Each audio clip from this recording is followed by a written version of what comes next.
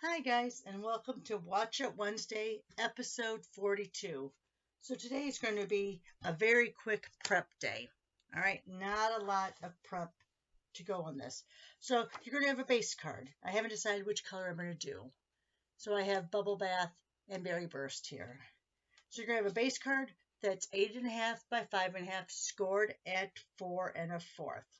You could also do it the hot dog way and do 4 1/4 by 11, scored at 5.5. I just tend to use this size more.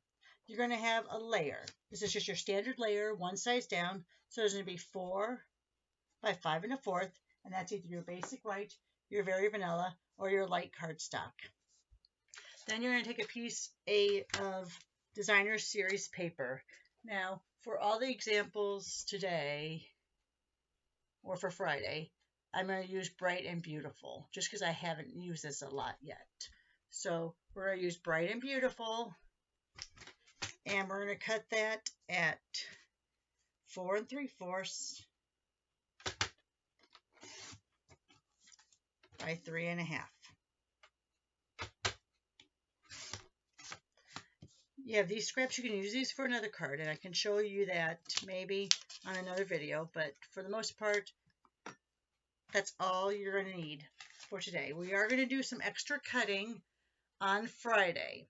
Now, if you like to plan ahead, stick around. We'll go ahead and cut those into the next pieces. But if not, if you like to go along with me as I'm creating, just go ahead and have these ready.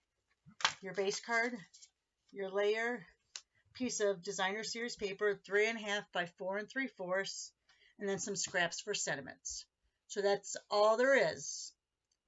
Now, if you want to go one step further, hang on, we'll show you the next step, but I'm also going to cut these on Friday. So I know some people like to have it cut ahead of time, but there are a lot of different things you could do with this. I'm just going to show you one basic one. All right.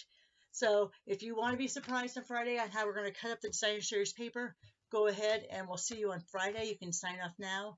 Otherwise, I am going to show you the next cutting step for this designer series paper.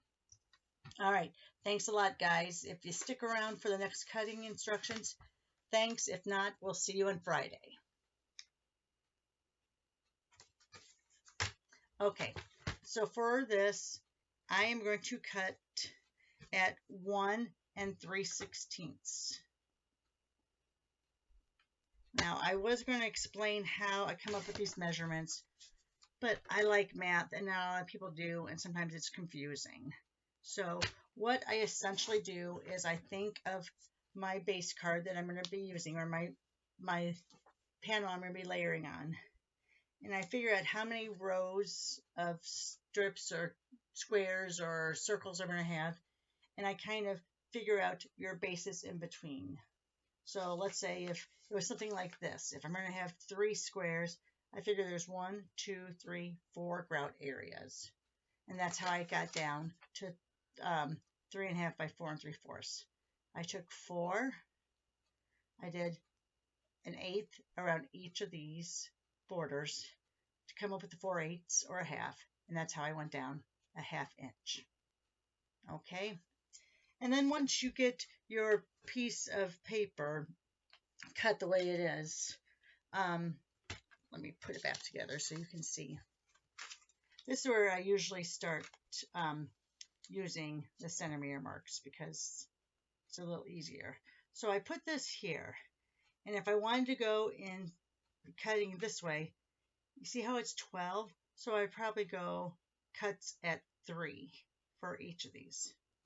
All right, and if you look, the 3 mark actually matches up to the 3/16. So that's how I came up with this. So I use the centimeters sometimes a lot because it's easier to divide down. So I'm going to go to 1 3/16, which is that almost that 3 centimeter mark. And we're going to cut.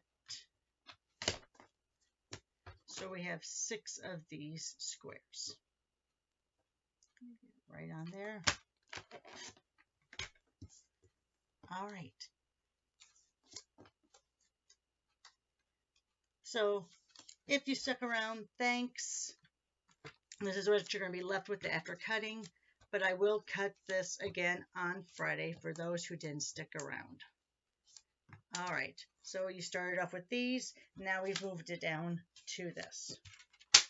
All right, guys, thanks a lot for sticking around. We'll see you on Friday to finish this up.